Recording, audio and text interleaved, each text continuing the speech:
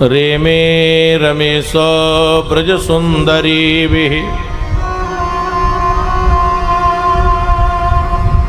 जैसे कोई नन्हा सा शिशु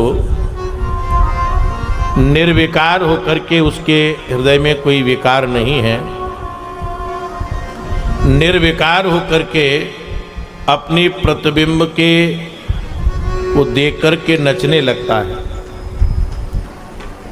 ऐसे ही भगवान निर्विकार है, इनके मन में कहीं कोई विकार नहीं है।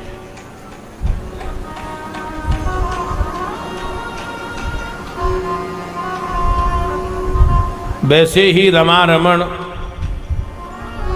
भगवान श्री कृष्ण कभी अपने हृदय से लगा लेते हैं,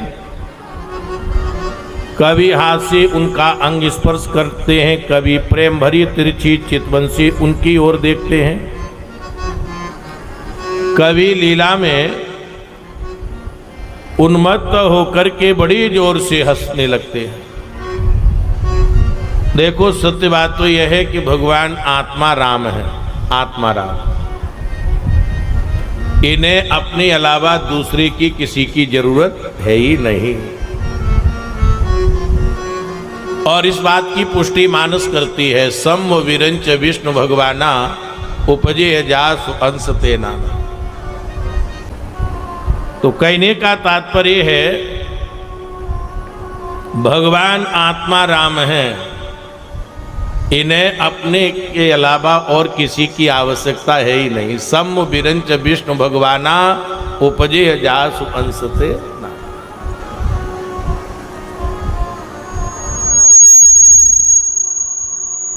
जैसे मकड़ी होती है, मकड़ी, और मकड़ी जाला पूरती है जारा, और जब उसकी इच्छा होती है तो वह अपने में पूरे जाले को समेट लेती है। और एक उदाहरण हम आपको दें, कछुआ।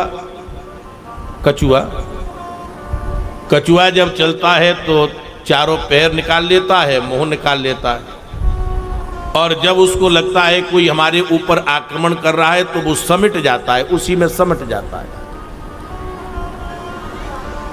तो इसी प्रकार से भगवान आत्मा राम है।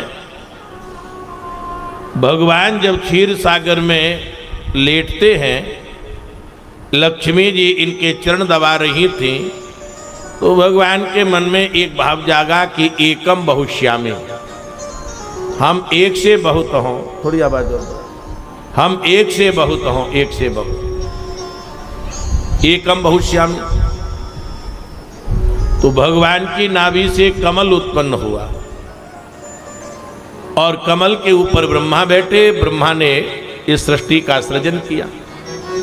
और जब भगवान की इच्छा होती है तो भगवान मकड़ी की तरह सब कुछ समेट करके और एक बरगद के पत्ते पर बालम कुंद रूप में शयन कर जाते हैं। तो यहां पर रेमेश भगवस्ताभिरात्मा रामोपलीलया, भगवान आत्मा राम हैं, उन्हें अपने अतिरिक्त और किसी की कोई आवश्यकता नहीं है, परंतु फिर भी जितनी गोपियां थीं उतने ही भगवान ने स्वरूप धारण किया।